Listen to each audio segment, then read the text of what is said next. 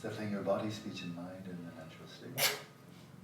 Then in your own way, take refuge, Mahayana refuge, and arouse bodhicitta.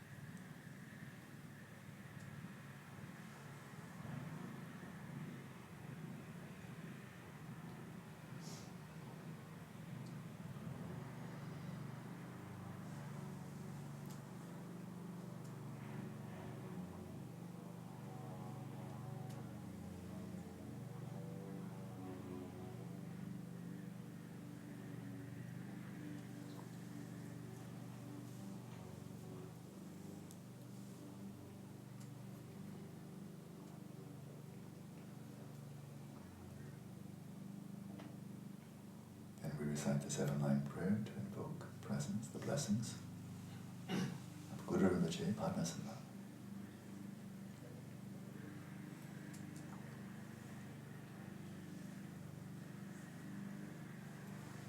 Om Agye Yukin Upcham Sam Dema Gesa Dombora Yamzen Chökyi Modu Pema June Jesuta Kodu Kando Mambuko Chökyi Jesu Tatuki Jingir Lapchi Sheksu Su Guru Pema Siddhi Om.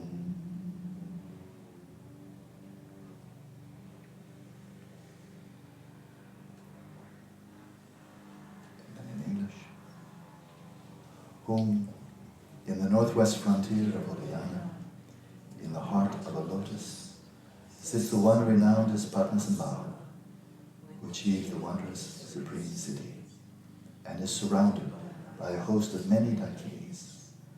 Following in your footsteps, I devote myself to practice. Please come forth and bestow your blessings. Guru Pema Siddhi.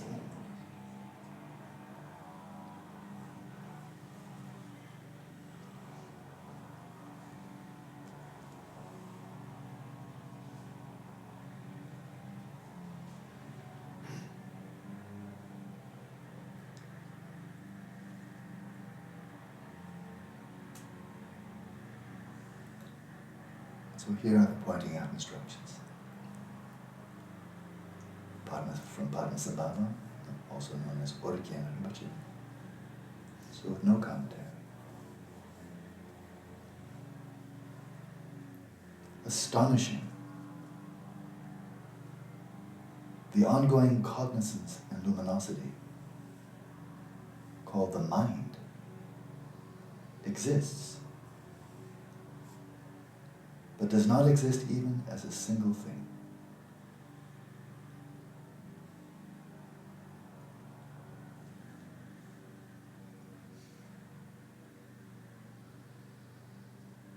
It arises, for it manifests as samsara and nirvana, and is a myriad of joys and sorrows. It is asserted, for it is asserted according to the 12 yanas.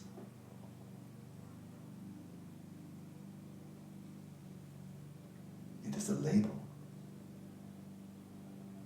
for it is named in unimaginable ways.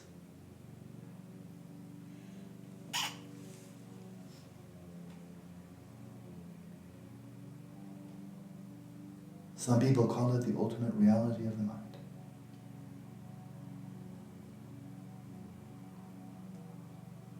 Some non-Buddhists call it the Atman. Shravakas call it personal identitylessness.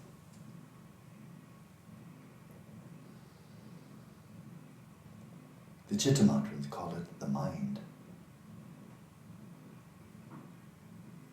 Some people call it the middle way.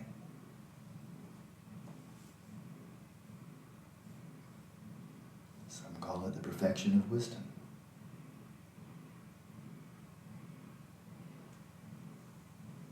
Some give it the name Tathagata.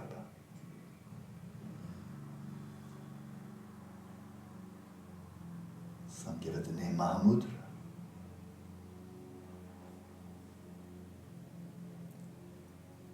Some give it the name ordinary consciousness.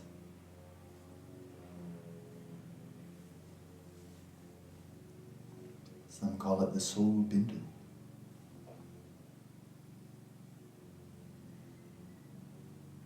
Some give it the name Dharmadhatu. And some give it the name the Alaya.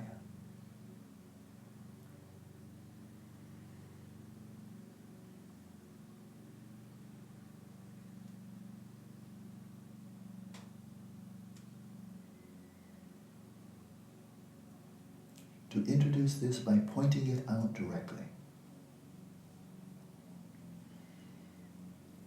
Past consciousness has disappeared without a trace.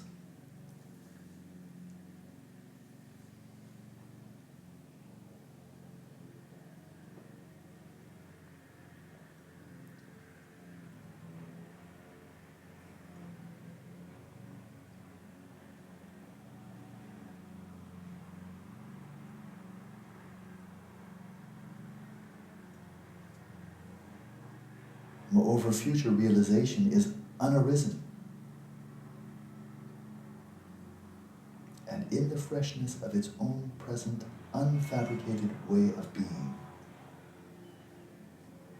there is the ordinary consciousness of the present.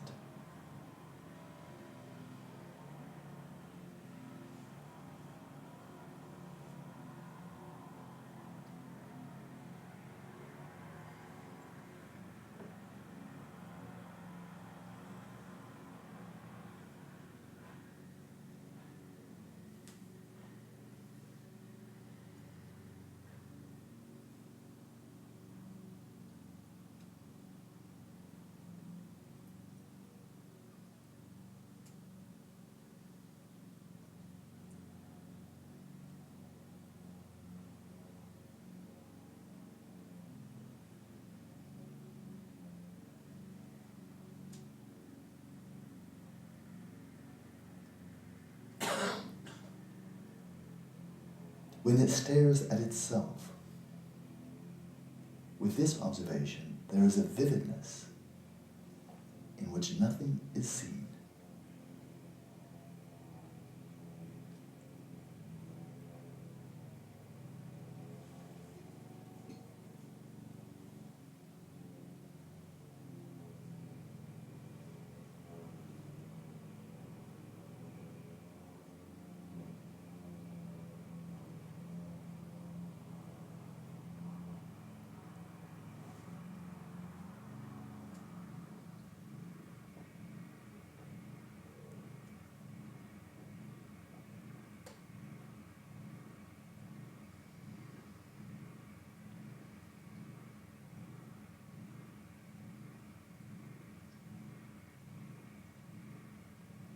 Awareness, direct, naked, vivid, unestablished, empty, lucid luminosity, unique.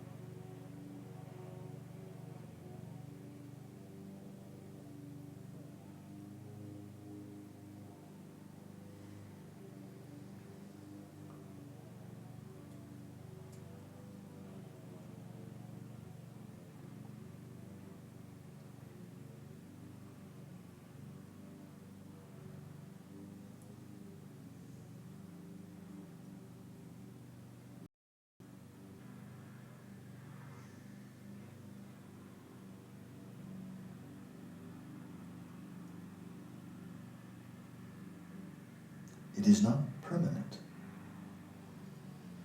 but unestablished.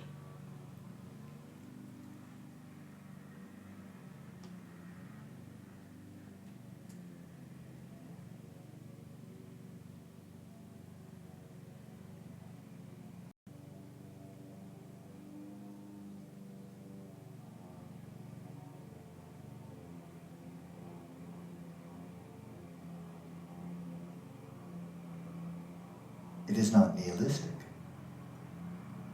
but radiantly vivid.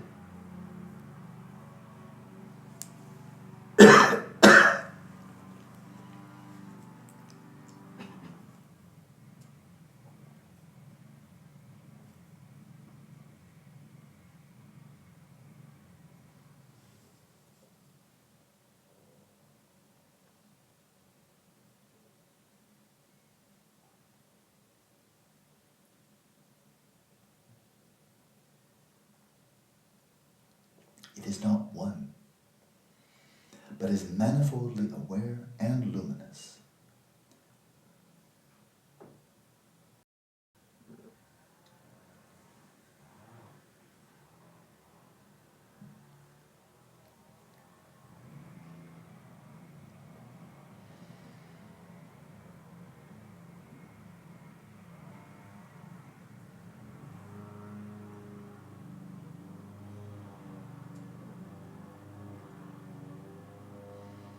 It is not manifold, but is indivisibly of one taste.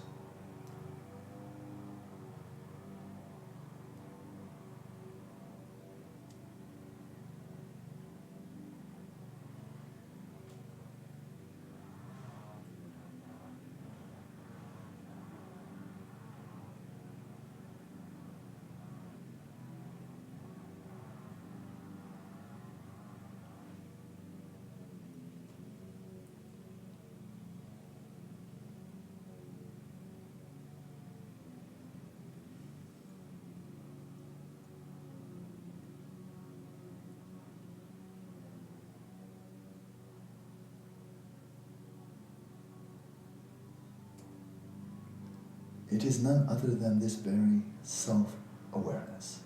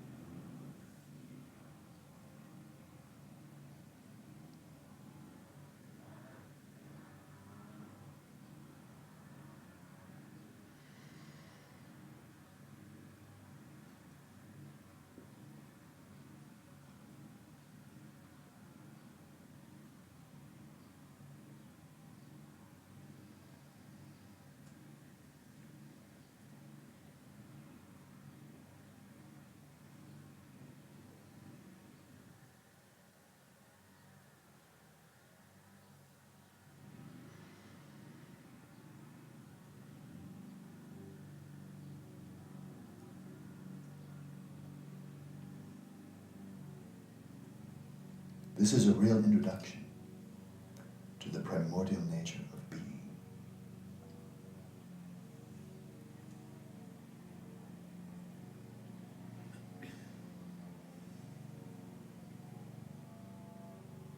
In this, the three embodiments of the Buddhas are indivisibly complete.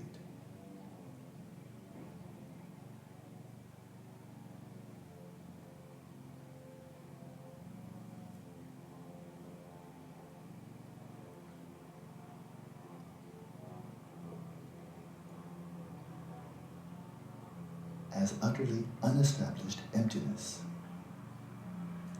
It is the Dharmakaya.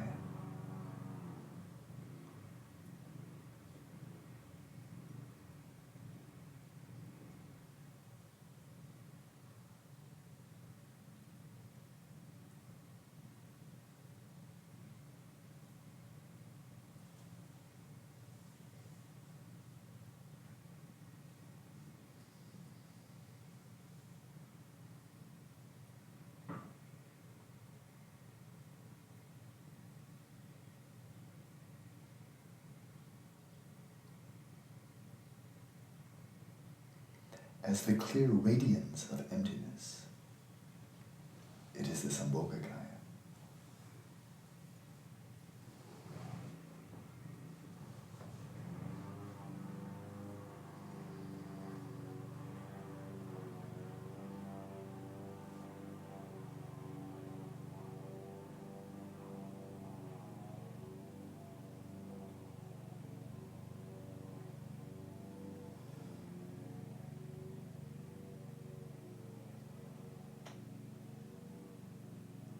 Appearing everywhere without impediment, it is the Nirmanakaya.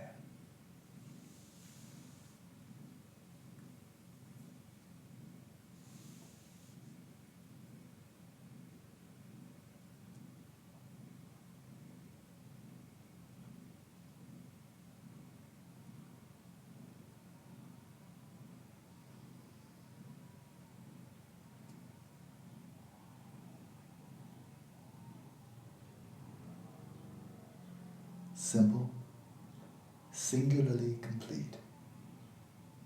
It is the Svabhamakaya.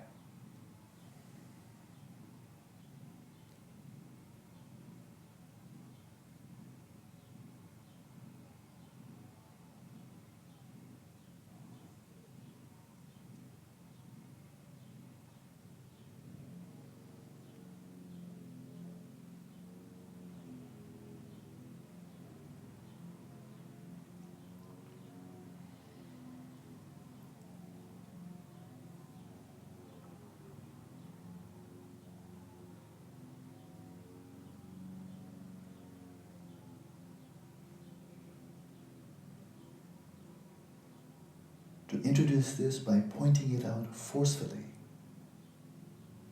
It is your very own present consciousness.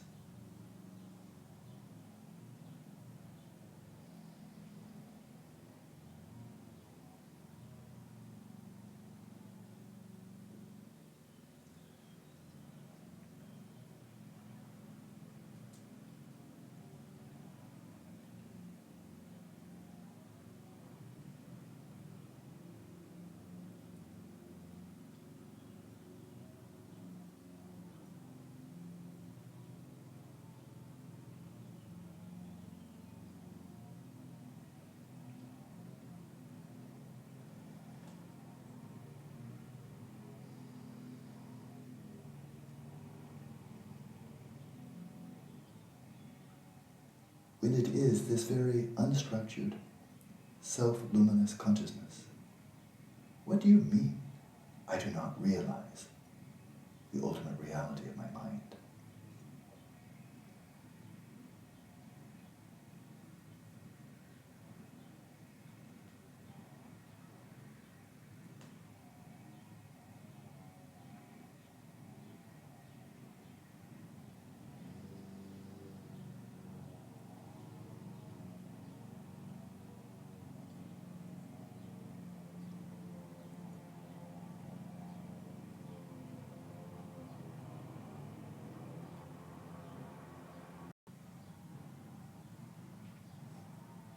There is nothing here to meditate on. So what do you mean? It does not arise due to meditation.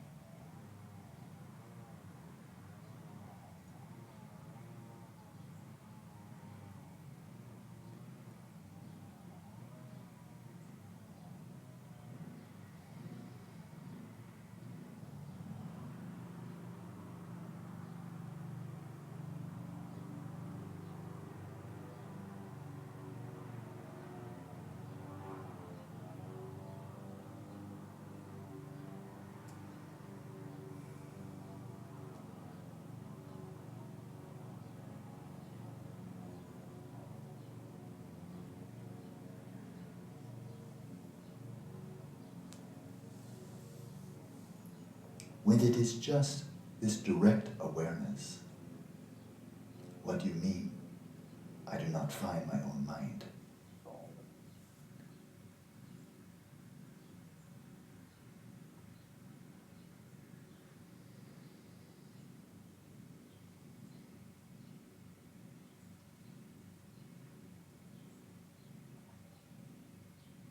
Yes.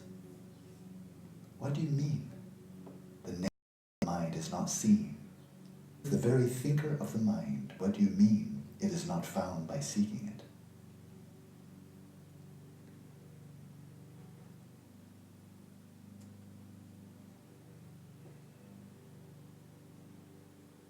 When there is nothing at all to do, what do you mean? It does not arise due to activity.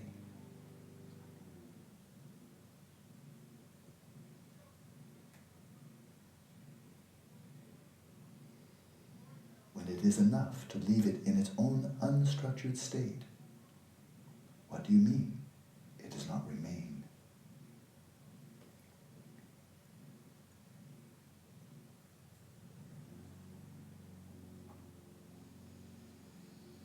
When it is enough to let it be without doing anything, what do you mean? I cannot do it.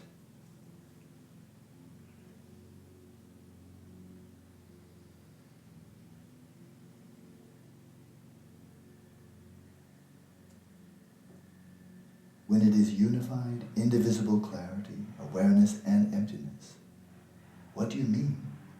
It is affirmed and unaffirmed.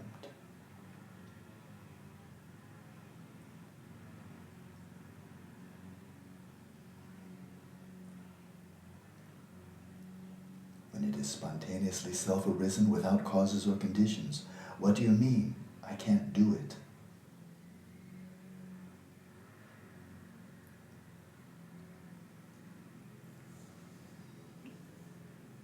When the arising and release of thoughts are simultaneous, what do you mean? They do not occur together.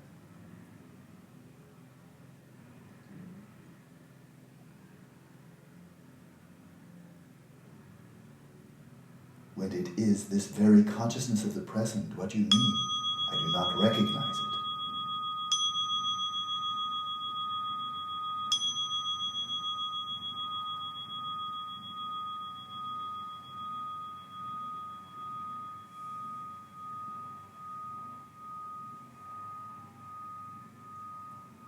The ultimate reality of the mind is certainly empty and without basis. Your mind is intangible like empty space. Is it like that or not? Observe your own mind.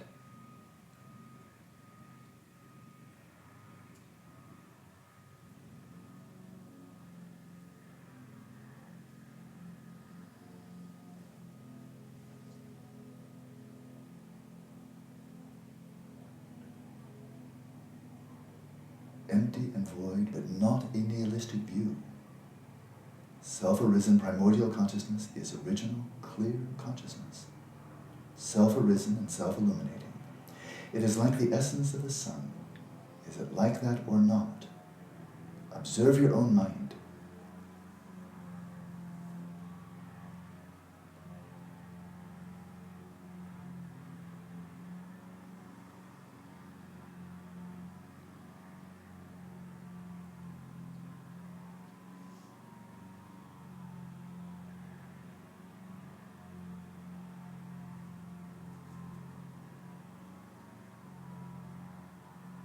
Awareness, primordial consciousness, is certainly unceasing.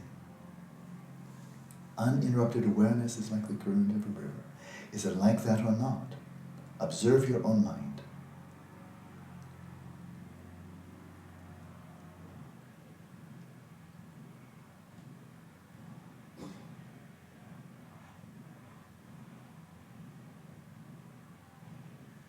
The dispersing thoughts of ideation are certainly not being grasped.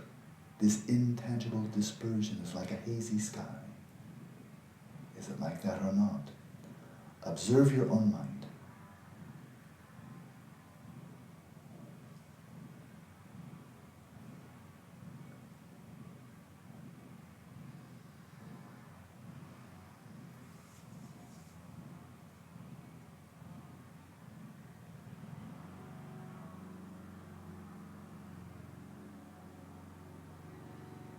Recognize all appearances as self-appearing.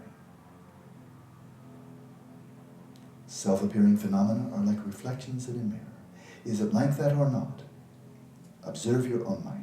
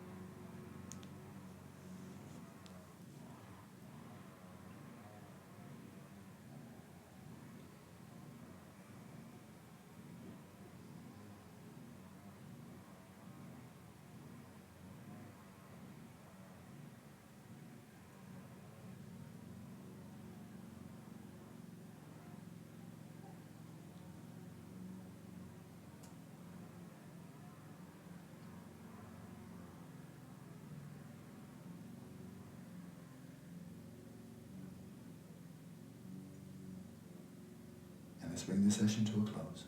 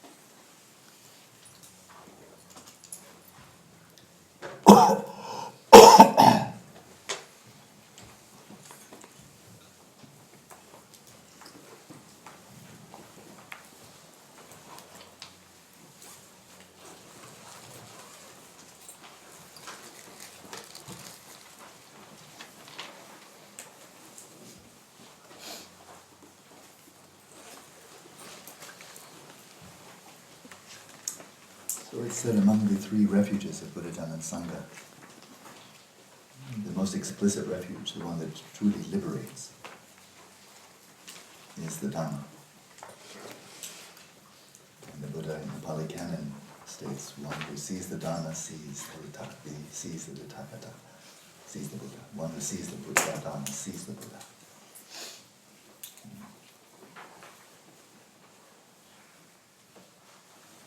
And of all the myriad cities that Buddhism and other contemplative traditions are said to be possible, I say that the greatest city is sharing the Dharma.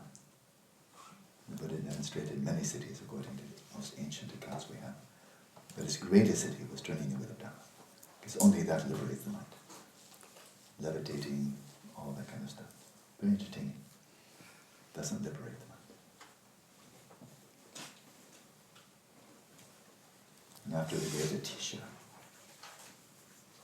had spent years in Tibet, and when he was about to pass away, he was clearly tremendously loved and respected, almost kind of inconceivably.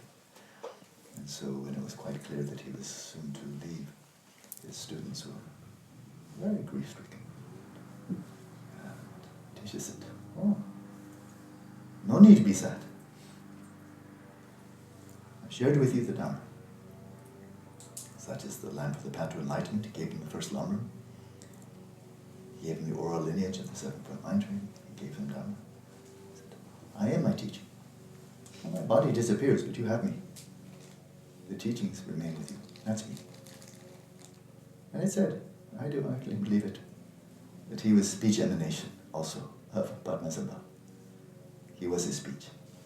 So his body left. Okay. Speech still there. Speech is still here. And then it said that Panchen was a incarnation of Kedubje, the one on Guru Rinpoche's left, one of his two principal disciples. And Kedubje was said to be an emanation of Atisha, same lineage. So then we can say that Panchen Rinpoche's speech must be Panchen Rinpoche also. And that's what we have here. So we finish the preliminaries, we finish the Shamatha, now we go to the Vipashyana. We go to his root verse, that Panchen Rinpoche writes. Now the way to introduce the ultimate reality of the mind is as set forth in the oral instructions of my root guru, Sangye, who is all the gnosis of the Buddhas. It's a little bit awkward in English, but who is kind of the embodiment of the primordial consciousness, or consciousnesses of all the Buddhas. When it comes, bear in mind, when it comes to this dimension of reality, of the Rigpa primordial consciousness, and it was clear in those pointing out instructions, that if you ask, well, the primordial consciousness of the Buddhas, of Maitreya, of Buddha Shakyamuni, of Kashyapa, and so forth, the myriad Buddhas, is the Dharmakaya of the Buddhas. Is that one? Are they all sharing one mind? Is primordial consciousness one? And and then just all the Buddhas kind of share that community like a commune? Or is there one Dhammakaya for each Buddha? Each one has his or her own individual. And the answer is, the question does not compute. Either way, it doesn't work. It doesn't work. The intellect wants to put that which is beyond the intellect into the domain of the intellect. It's like a conquistador. It wants to go out and gain conquest. It wants to go to the new world and own it.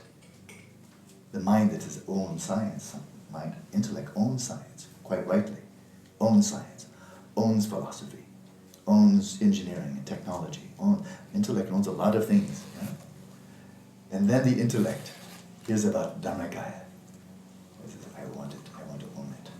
And tries to capture it, tries to box it, to put it into a category where it feels, now I've got it, now I've gotcha. You're one. You're one. You're one. Well, maybe not. Maybe you're many. Maybe you're one and many. Maybe you're neither. And no matter what, it gets rebuffed. Whatever the intellect tries to do with Dhammakaya, it gets rebuffed. Whatever it comes up, however clever it can be. I know you're one and many, both and neither. How about that? Buffed. You kicked out, there's a bouncer. You're trying to get into the club of Dhammakaya. There's a bouncer, and the bouncer just keeps on bouncing you out. The intellect has no access. Awareness does, but intellect does not. So, who is the gnosis of all the Buddhas? But, while of the very nature, his own root, Sangye being the very embodiment, the very synthesis of the minds of all the Buddhas, who is all the gnosis of the Buddhas, but has taken on the guise of a saffron wearer, refers to a fully ordained monk. He's manifesting, while he is the mind of all the Buddhas, manifesting as a fully ordained monk, and cleared away the darkness of my mind's confusion. So there's his root text, and he gives his own commentary. Knowing other sources is easy, and since this promise, and that is this promise right now to explicitly go into Vipashyana within the context of Mahamudra, since this promise is unlike the earlier one. Remember the earlier one says, I'll give a general presentation. Remember that? Give general presentation. Then he went into quite a bit of general presentation of the Mahamudra according to Vajrayana. Remember? And then he finished with that, went into Shamatha, and now he's going back to Mahamudra, and within the Vipassana context. So this promise is unlike the earlier one. There is no fault such that I will repeat previous explanations. So he says, don't get bothered, don't get upset if there seems to be some overlap with the references I made earlier to Mahamudra in the Vajrayana context, from Sadaha and Naropa and so forth and so on, Milarepa, and what I'm about to say here. Because that was general, this is specific. So this is not the same. I'm going to do something different here, but don't be upset if there's some overlap. So I will repeat. There's no fault such that I will repeat previous explanations. So there'll be some overlap here, showing continuity. Thus, here there is one, a general demonstration that distinguishes the way of identifying the ultimate reality of the mind, that's in square brackets. And secondly, a demonstration that summarizes the essence of those discussions. So he's going to give the whole thing and then sum it up at the end. Okay? So here, in terms of the outlines, a general demonstration that distinguishes the way of identifying the ultimate reality of the mind. The Sanskrit term here, we have this adjective in Sanskrit, shunya. Shunya. It means empty. That's all. It just means empty, like an empty glass. Empty. It's an ordinary word. And then we have shunyata, and that ta on the end, long a, shunyata, takes that adjective and turns it into an abstract noun. Emptiness. Emptiness, right? Very straightforward. That's, I think, the best translation for it. It's exactly what it means. Whether you think it's nihilistic or not, that's what the word means. So I think it's just better to translate what it says and then give the meaning of it, rather than trying to translate the term in some way that you've interpreted to be the meaning. And so that's shunyata, right? And then we have dhammata. Dhammata. Well, dhamma is a noun, not an adjective. But then Dhammata, it's the same thing. It's taking a noun, it's an entity. Like a glass of water is a Dhamma. It's a phenomenon, an entity, something that exists. But then the entityness of it, the phenomenonness of it, what is it that enables it to be there at all? Right? The phenomenonness of it, the entity, not the specific quality of the glass. Okay, that's sure that we can describe. But it's there. How is it possible that it's there? Dhammata, the entityness of it. Well, that's its ultimate reality. That is, if it weren't empty of inherent nature, it couldn't be there at all. Or if it would, you couldn't see it. And it couldn't do anything. And it would be unknowable. And therefore it wouldn't be at all. So it's only because it's empty that it can be there at all and do anything and can be known. If it were otherwise, it would be unknowable in principle. And you remember what Heisenberg said about that. If something is unknowable in principle, don't bother to call it existent. It doesn't mean anything.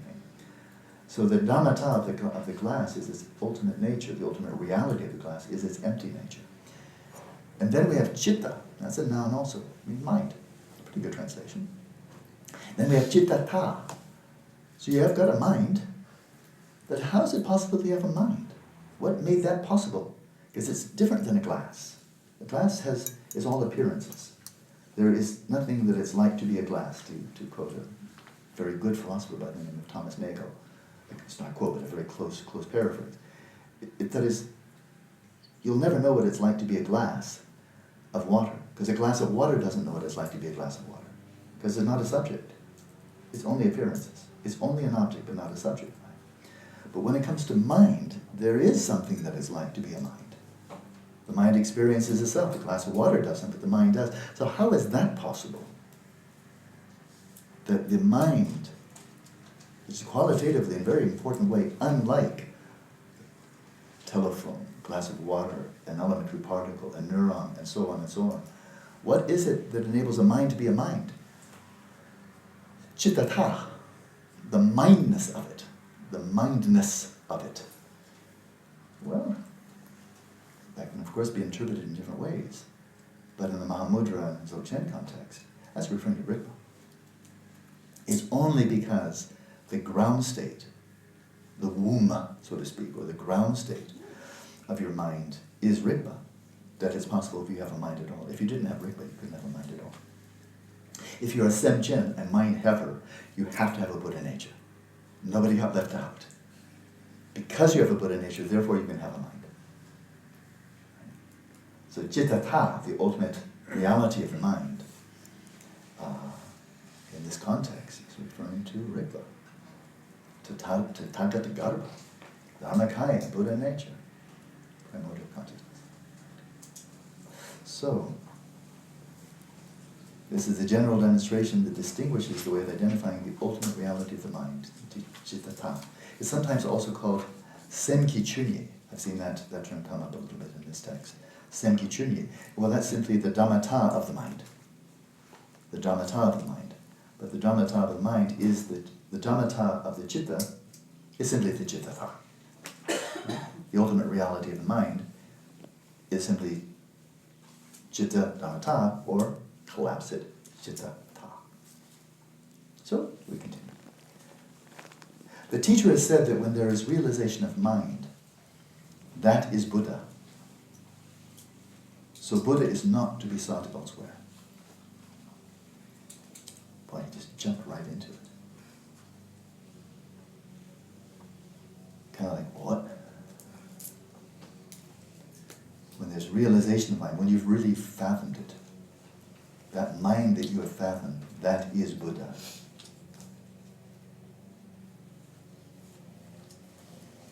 So you recall this moment to Dalai Lama's comment about the difference of perspective on the path, on the teachings from Longchenpa, the great Dzogchen master, and Tsongkhapa. And Tsongkhapa was looking upon the path, looking upon reality, or presenting it. It's not that Longchenpa has a higher or lower realization than Tsongkhapa. That's certainly absolutely not implied. But the way that Tsongkhapa is extending his gift to humanity, he's presenting the path.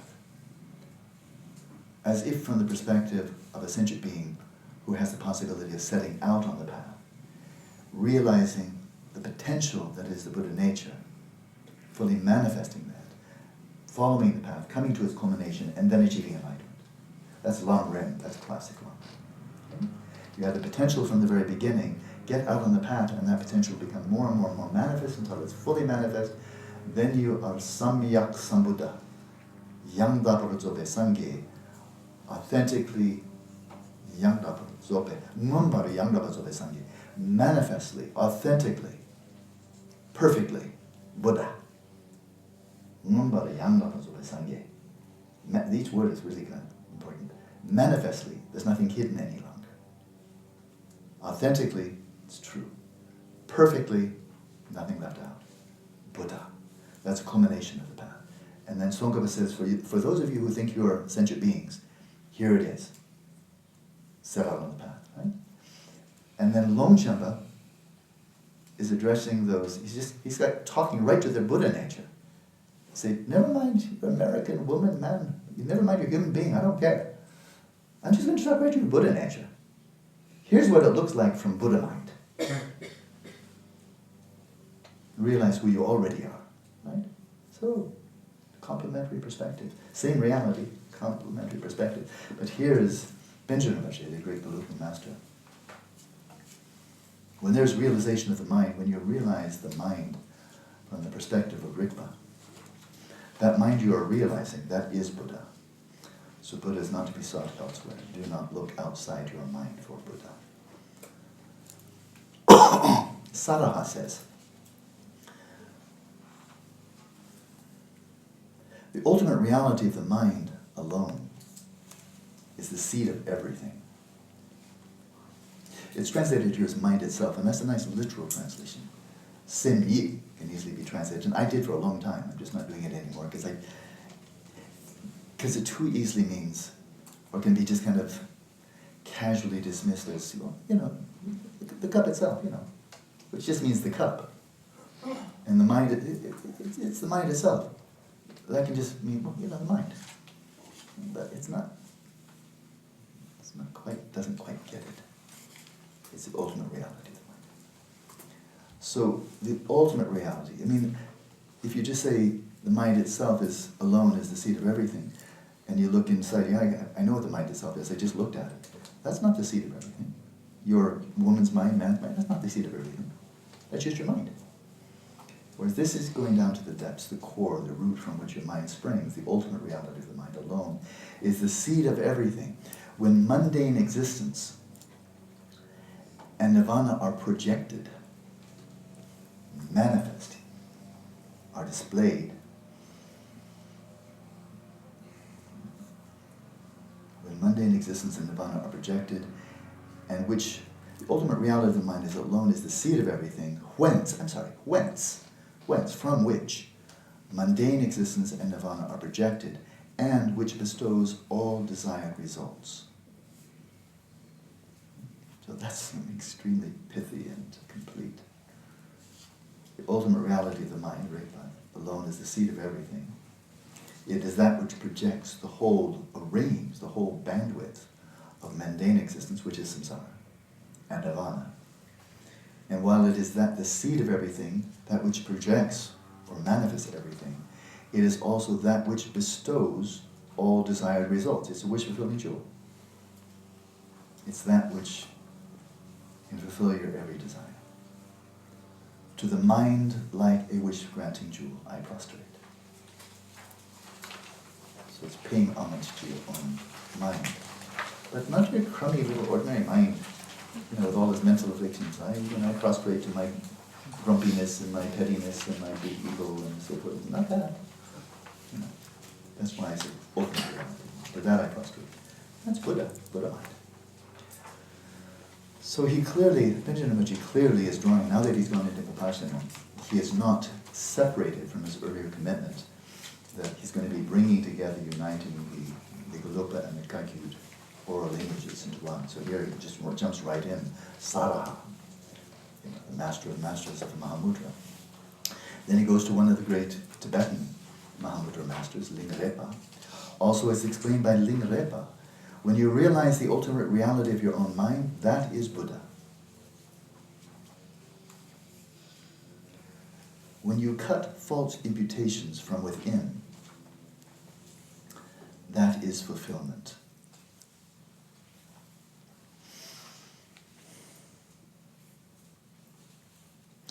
This term false imputation, I had to put in false because it's not just imputation, it's dodakpa in Tibetan.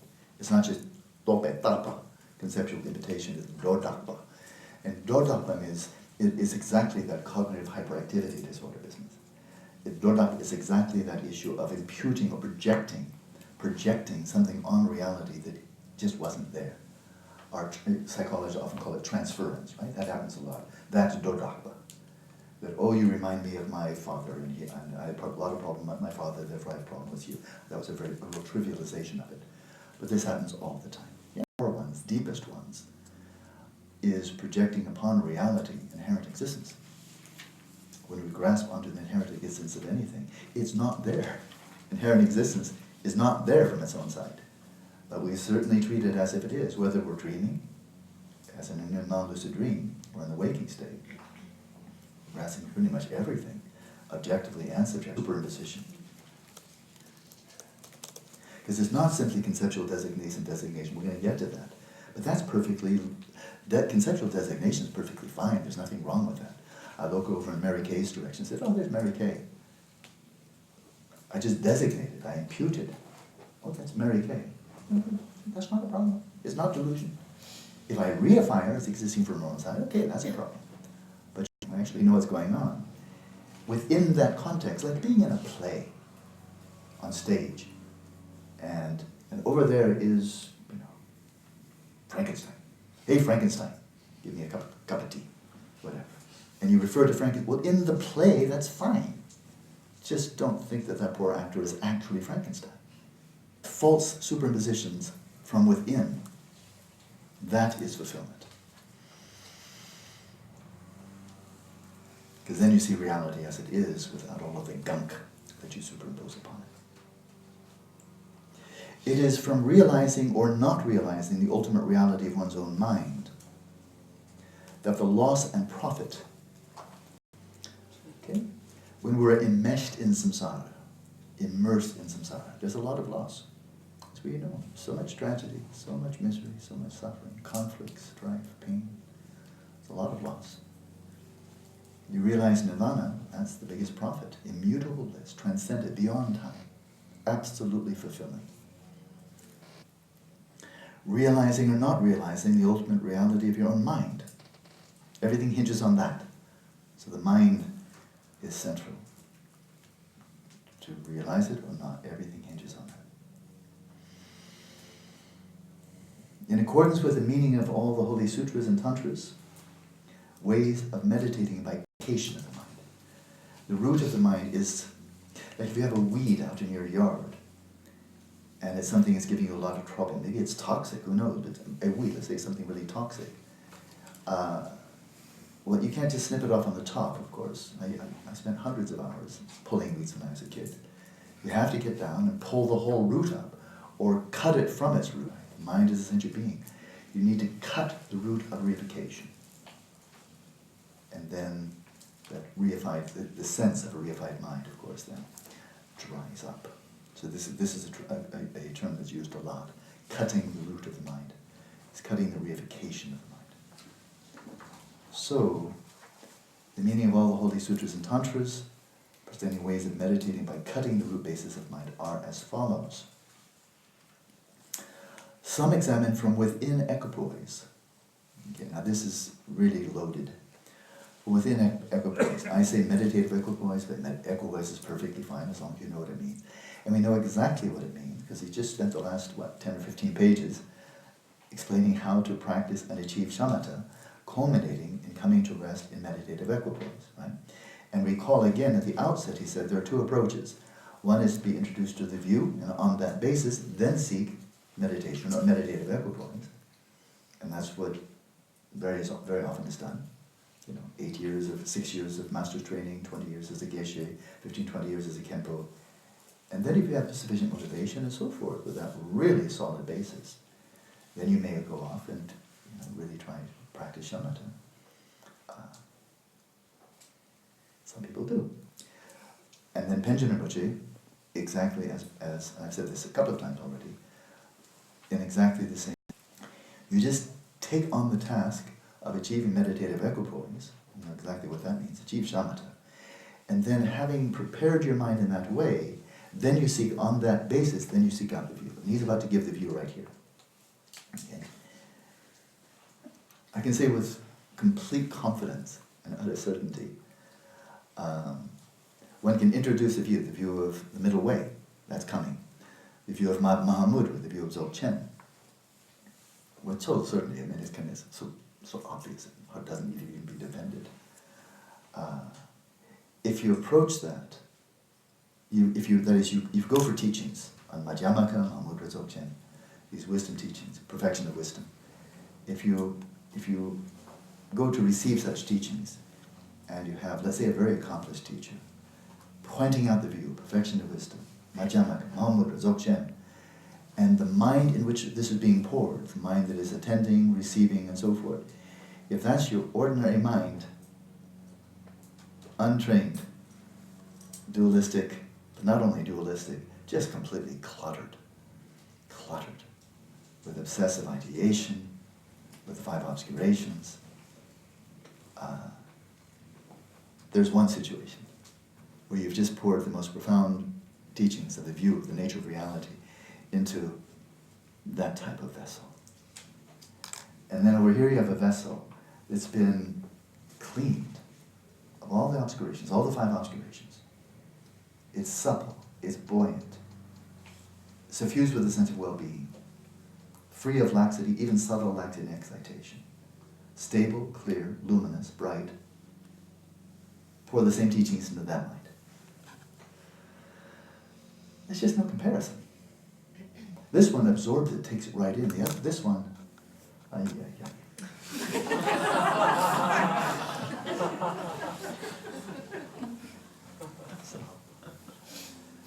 here we go. So some examine from within equipoise. That's his approach. Having achieved shamatha, from that perspective, you're resting there, but you're not just zoned out in bliss, luminosity, and non-conceptuality. You're there with all of the five jhana factors at your fingertips. You're ready to investigate, coarse investigation, subtle analysis. You're ready to put this mind to work. That was the whole point, not just have a nice shamathification. And so some examine from within equipoise whether their own mind is established anywhere, outside or inside. So they're setting too. They've achieved shamatha, they've enjoyed it for a while, and now they really are doing the ontological probe. Phenomenologically, they got it nailed. Right? Phenomenologically, they're finished. The luminous and cognizant aspects of consciousness that are its defining characteristics, got it. You come down to the stem consciousness, down to this blissful, luminous, non-conceptual awareness that is continuous, having no beginning or end. You're drinking it. I mean, you totally get it. But this is all phenomenological. It's like comparing a grapefruit to an orange. Okay, how are they different? And then you describe phenomenologically how a grapefruit is different from an orange. No problem. That's phenomenological analysis, right? Or one vintage of wine versus another vintage of wine. It's phenomenological difference. Those are very important differences. But now he's going for another question entirely. One can say the earlier ones is a nangu. How does it appear? What are its manifest phenomenological characteristics? Very important. But now he's asking a different question. This is now no longer shamatha, it is Vipashyana. Is asking how? What is the nature of existence of the mind? And now we're asking, it's an ontological probe. So some examine from within equipoise, now that they got the mind stripped down to its nucleus, down to its nakedness, of just the essential nature of the mind. They're looking at it without any of the adornments, the ornaments, the clothing, the configurations of this mind versus that mind, Western, Eastern, Old, and all that kind of business. And then you just strip it right down. Okay, this is your mind. This is your subtle mind. This is subtle mind. And now you ask of this subtle mind, the referent of that term, you ask whether it is established anywhere outside or inside. Established means being really there. That's what established means. It's dupa in Tibetan. Is it established? Is it really there? Is it anywhere outside? Is it outside your body, outside your brain? Is it outside? Is it something outside? Or is it inside your body, inside your brain, inside your frontal cortex? How is it really? Is it established means really? Is it established anywhere outside or inside? Is it established as arising? Does it truly emerge? Does it truly abide? Is it then present for some period? Does it truly cease? This they examine. And when they see that it is not established anywhere, they cut the root basis of the mind, identify the mind, and attain the goal, Mahamudra. Cut the root basis of the mind. You cut all reification of the mind. You cease grasping to the inherent existence of the mind. You identify the mind as it actually is, free of the false superimpositions that we superimpose upon the mind, project upon the mind. You're now seeing the mind as it is. And you attain the goal, Mahamudra. This is asserted as the meaning of this passage from the Doha. The Doha Treasure Mahamudra instruction. When sought, no mind or appearance is found, nor is there anywhere a seeker. For those of you who've had some introduction, maybe even quite thorough training to Madhyamaka, this is that Senamanyepa. If you look for it, it's not to be found. Whether it's the mind, you look for it. How is it in and of itself? From its own side, really? Like, how is it really? How can it be established? Can you find that mind that is actually the bearer from its own side, by its own nature, of its attributes? Can you find that mind? Can you find it or not? And then appearances, everything from subatomic particles to galaxies to colors and sounds and smells and tastes. All appearances. When you seek them out from their own side, those appearances that bear their own attributes, they are the attribute bearers, and they bear the attributes, that attribute bearer, which we identify by way of its attributes. Can you find it? When sought, no mind or appearance, no subject or object is found, nor is there anywhere a seeker. So you as a seeker are looking for mind, you as a seeker for looking at appearances, really, how are they really? And then you invert that same search in upon yourself as the seeker and say, can I find myself? That's a shocker. Even you aren't to be found. The non-existent, that which is not truly existent, the non-existent does not arise or cease at any time. A real mind, real appearances, real seeker are non-existent. That which is non-existent does not arise or cease at any time. So it cannot become something else. If it's not there in the first place, it's not going to turn into something else. So it cannot become something else. It is the nature of existence of natural great bliss. Very interesting. It is the nature of existence of natural great bliss. It's a notion that is, I think, basically vanished entirely from science. That knowing reality will bring you eudaimonia.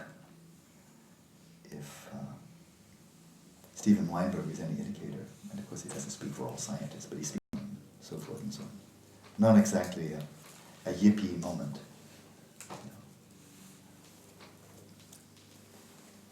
But that's because they miss something really important. And here, seeking the nature of reality from the inside out rather than the outside in, and then never having an in, because you insist on looking only at appearances, only at the objective appearances. You're only looking at objects as if there's no such thing as a subject. So of course it's meaningless. What did you expect? That was a given before you even started looking. You think that's a discovery? That's in your methodology. You really expected to find meaning in the orbits of the moons around Jupiter? Or in the atomic weight of helium? You thought that was going to be where you're going to find meaning? Come on, wake up. But here you're looking from the inside out, of mind and all appearances. And that is the nature of existence. It is the nature of existence of natural great bliss. Here is this non-duality of Dhamma Dhatu, which is the nature of existence, and great bliss, which is the very nature of the Tathagata Gadabha. And of course, the non-dual. It is the nature of existence of natural great bliss. Great bliss, that's laid Dhammakaya. It's as good a translate as many. But whenever you see Dhamma body, I'm not going to change it. But Dhammakaya means, Dhamma body means Dhammakaya. That's why I don't translate Dharmakaya, because Svensi said, what does it mean? Oh, it means Dharmakaya. Then I don't translate it. Thus, all appearances are the Dharmakaya.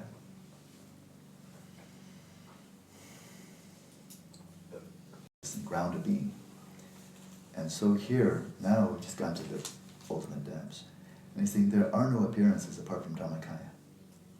No appearance of anything, let alone pure ones. There are no appearances of samsara either. Nirvana, samsara, both appearances, displays of Dhammakaya. Because all appearances are from the perspective of a sentient being. And if you objectify Dhammakaya and call Dharmakaya God, then you have the problem, I think it's called Theodicy. Theodicy. The problem is, how can an all-compassionate God create a universe in which there's so much misery? What's that? Iranians, Theodicy. Yeah. It's one of his things, Iranians. But did I get it right? Theodicy, is that the term I'm looking for? Yeah. Okay, thank you. Yeah. Good. Because it's a theistic term, and I'm not really a scholar of any theistic tradition. But it's a very real issue. It's a very important issue. Not at all trivial, nothing to ridicule. There's nothing ridiculous about it at all. There it is, omnipotent and omnibenevolent. And yet manifestly, there's just so much tragedy. There are natural cataclysms, the whole animal realm is just all eating each other, let alone all the awful things we do. And we are created, and we often succumb to very evil tendencies and so forth. And how is this possible? And if you objectify and reify God, then you turn to God and say, how could you do this? And there is no answer. I mean, it's been asked for centuries and centuries, and I think you just kind of fall back and stop asking the question, to say, mysterious are the ways of the Lord, and stop asking the question. And I think from a Buddhist perspective, it's all in the problem of objectifying and reifying the divine. Then you've got it wrong. It doesn't mean this is now comprehensible to the intellect, because it's not. Don't think this is a quick way out. Now the intellect can jump out and say, now I got the solution. Because he's still saying all these appearances from the hell realms up to the Pure Land, they're all appearances of Dhammakaya. Okay, Dhammakaya is not objective and is not reified, is not something other than your own mind, right? It's not something other than your own mind. And still the question can come in. But then how could Dharmakaya, which is the divine of the divine, the sacred of the sacred, the transcendent of the transcendent, how could that be the root of that which is not just nirvana, which I'm very happy with, but also the root of samsara? How is that possible? And the answer is, you'll know when you get there. It is not comprehensible to the intellect. The intellect should kind of know your place. There's some things you can know and some things you can't. But if you'd like to know, it's not that you can't, that you as an individual, as a sentient being, it's not that you can't know. But when can you know? So, to give a crude example, when I was in my late 20s, I read Richard Kapra's Tao of Physics. And as I mentioned before, I loved the physics part of it. I thought, this is amazing. Got to the other side, was not very impressed. Because he's not really a scholar of Eastern contemplative traditions. But he really, I read it actually, I read right through the night. I didn't sleep. I just read. And then as soon as I finished with the physics section, and got to one of the Hindu Buddhism section, then I pretty much lost interest. But boy, he got me with hello, as they say in the physics. Like, I didn't know that part of physics before. And so I read other books on quantum mechanics there as a Buddhist monk in a monastery, teaching, translating, and so forth, Buddha, Dhamma. And if at that time, in my late 20s, if I said, but I really want to understand the Heisenberg uncertainty principle, I'd like to understand the Schrödinger wave equation, I'd like to understand how do you go from quantum mechanics to quantum cosmology. I'd like to know what is really meant by the measurement problem. The answer would be, this is beyond the scope of your intellect. I hadn't studied physics for almost 10 years. Forgotten most of what I learned. Hadn't studied mathematics for 10 years, forgotten most of what I learned. So it was inaccessible. If I wanted those answers, the answer would be, well, it's not that you're not smart enough. I'm smart enough. Most people are. But you won't be able to get it. You can read all the books you like. You can watch all the NOVA programs on quantum mechanics you like. But you're not going to get it. For that, you're going to really have to hunker down and go back and get your mathematics in shape, all the way up to and including multivariable calculus. You're going to have to study you have to study Newtonian mechanics and Maxwellian electromagnetism, and you have to study relativity theory, and then you can be introduced to the Schrödinger wave equation because you actually understand it, and then from that platform, then you can actually start to understand. Then you can get some satisfying answers. But you can't. If you don't do that, you can't. Okay? Now that's just one example. There are thousands of examples like that. Right? Not get it. Because you don't have the training. You don't have the understanding. And that's it. As long as you're a sentient being, as long as you're viewing reality from the perspective of a sentient being operating out of your intellect, there is no answer for theodicy in a theistic tradition. There's just no answer. You just stop asking the question and have faith. And for this one as well, how is it possible? And here's a question, I have a lawsuit, and I want to know who's responsible. I know it's not me, because I didn't do this. I've had no recollection of ever having any choice in the matter. I'm just here thrown in samsara, and I don't like it, and I want to know who did it. Yes, you can know, but not from your perspective. But this is the big statement. This comes up. Boy, this comes up. It's everywhere. It's unavoidable. It's kind of like the elephant in the room. From the top of the head to the soles of the feet. You don't want the mind anywhere. I mean, one wouldn't really expect to see it outside of the body. That would be kind of weird. Here's meat, human meat. You know, we sell it by the kilo. And the mind's over there. That'd be really weird. Magnetic impulses. That would just be weird, really, really weird, if the mind were outside the body. But if it's inside the body, maybe it's in specific kind of complex configuration of neurons. Got to be there someplace. But of course you never find it. It's nowhere established as a material entity with color, shape, and so forth. Right? Neurons have color. When you look at it, you photograph them, they have color. They certainly have shape and so forth. They have charge, they have molecular constitution. They send out electric impulses and so forth. They have all kinds of material attributes. Neurons do, dendrites, synapses, and so forth. But it's nowhere established. The mind is nowhere established as a mental entity. There's simply no evidence that any of those material entities, singularly or collectively with color, shape, and so forth. So when this happens, they see the ultimate reality of the mind and so forth. So this is the avenue for some. This, I would say with a lot of confidence, they just slip right into the first jhana. 9 stages, and there he was, you know. And then it came, and then it vanished like a rainbow. But he did slip into it. Well, he was extremely right. But then, what was really telling was when he sought out first teacher, second teacher, samadhi, he just completely stunned them with the rapidity with which he achieved their states. So there are people who are so gifted that they may see something, like they may seek out the mind, see that it's not in the body, it has no material qualities, and just by realizing its non-materiality, that may be enough to launch them into direct realization of the ultimate reality of the mind. That could be enough for some people. We got it. Nothing can persuade me otherwise, really. But does that mean I've realized Rigpa? No. It just means you realize the non-materiality of the mind. But for some, that will be sufficient for them to cut right through. Here's another example. Composite phenomena are impermanent. They rise and fall from moment to moment. Composite phenomena. There's some people who will, when they pick up the thread of that, they pick up the scent of that, how composite phenomena, including themselves, their minds, their bodies, physical universe, when they cause conditions, other phenomena, that realization right there is sufficient for them to realize emptiness of all phenomena. Because they have realized their insight is so deep into pratitya samuppada, dependent origination, They don't need anything more. It's called the king of reasoning, right? The king of reasoning, if you really fathom, this is where the great hope for science is. And in fact, I think it's already coming to fruition. Stephen Hawking, Andre Linde, and so forth. Just push hard enough, penetrate deeply enough, using your own strategies and observing how phenomena exist, their manner of dependent origination. And you may realize emptiness. Without ever knowing who Nagarjuna is, or perfection of wisdom, teachings, emptiness, and phenomena are empty of inherent nature, and they do not exist independently of the observer. And it's already happening. It's quite exciting. I'll share some really good news I got just recently. Somebody sent me a link. Thank you. Her name is Gyaltsen. She's a nun. She sent me a really good link. I'll share it with you soon. But there's the point. So for some people, just realizing the immateriality of the mind, that's sufficient. They cut right through to Vipassana. Because they see if things did exist by their own inherent nature, they would be immutable.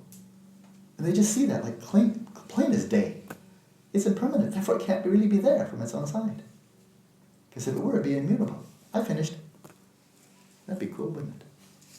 If you're not gifted yet, Mahamudra Masters of Tibet, Zhang Rinpoche.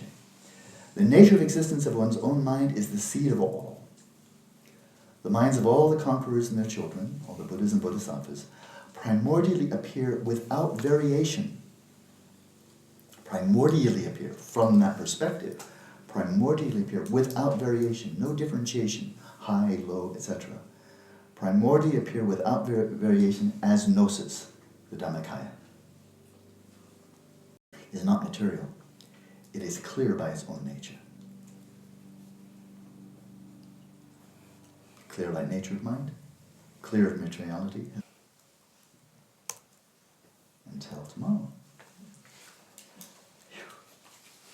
Cool. Namo. Namo, namo, namo, namo. Fantastic. Emma. Yes. So good.